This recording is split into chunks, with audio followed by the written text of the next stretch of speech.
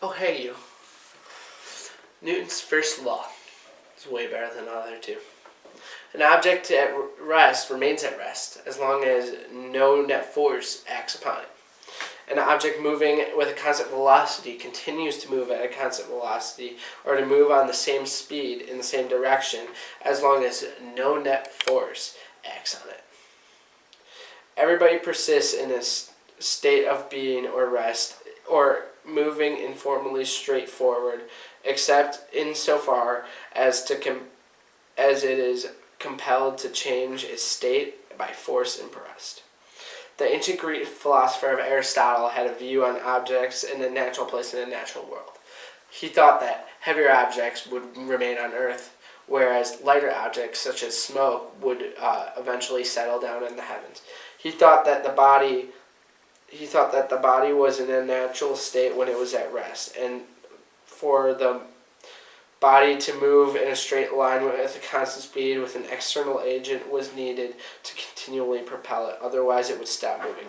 However, Galileo realized that force is necessary to change the velocity of a body. Acceleration with no force is needed to maintain its velocity. In other words, Galileo stated, in an absence of force, moving object will continually move.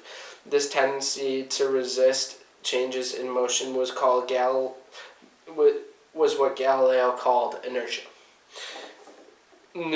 Sir Isaac Newton eventually gave the appropriate credit to Galileo when restating his law of inertia.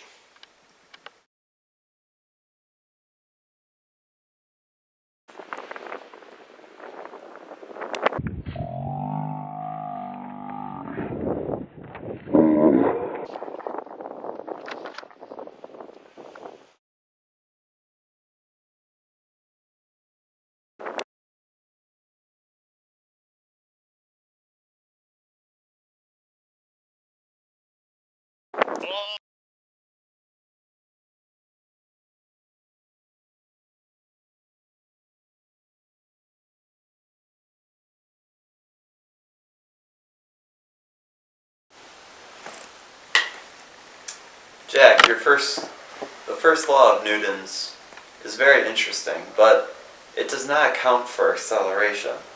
But Newton's second law does. It states that if there is a mass that has a force, there must be some acceleration given off. And Newton discovered this from Galileo. It helped from some of Galileo's experiments as well as thought experiments, especially the principle of Galilean relativity. If you believe that the world is irrelevant under uniform motion, as Galileo states, then the velocity cannot be a physical response because it's irrelevant. But only the acceleration is. Galileo established the gravity produces acceleration, and that is how Newton figured out the second law.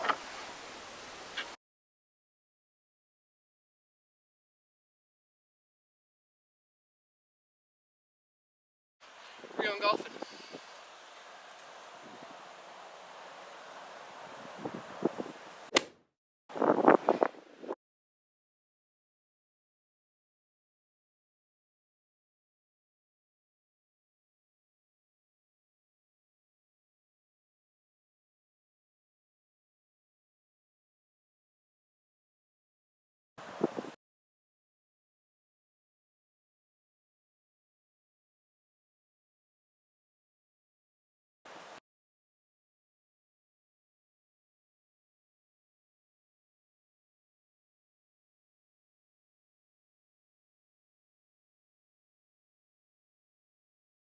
Feltner, what do you want to drink?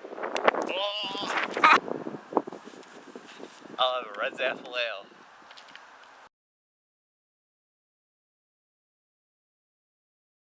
And how forces influence the motion of different objects, and will challenge our intuition of how things work in the physical world.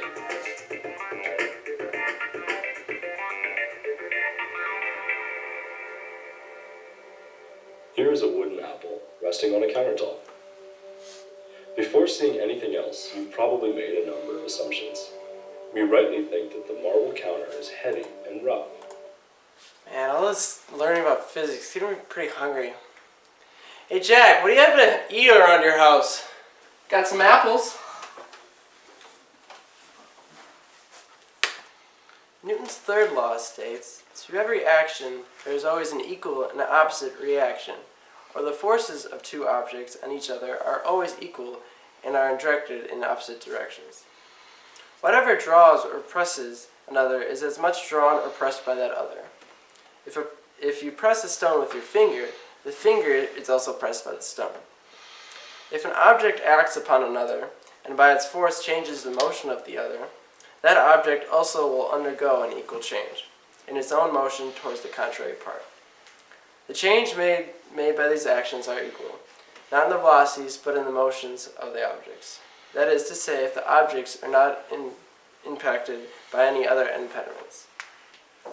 Newton used the third law to derive the law of conservation of momentum, which states the momentum of two objects before the collision is equal to the total momentum of the objects after the collision.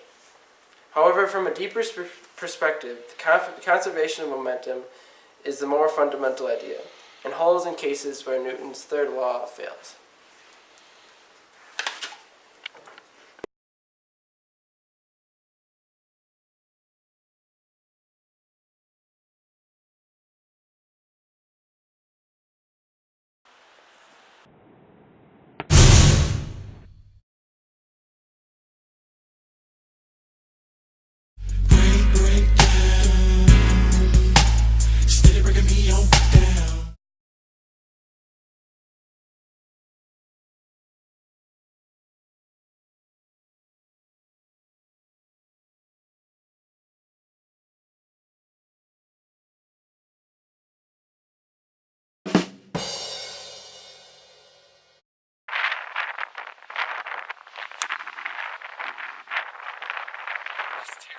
Undergo an equal change in its own motion towards the contrary part.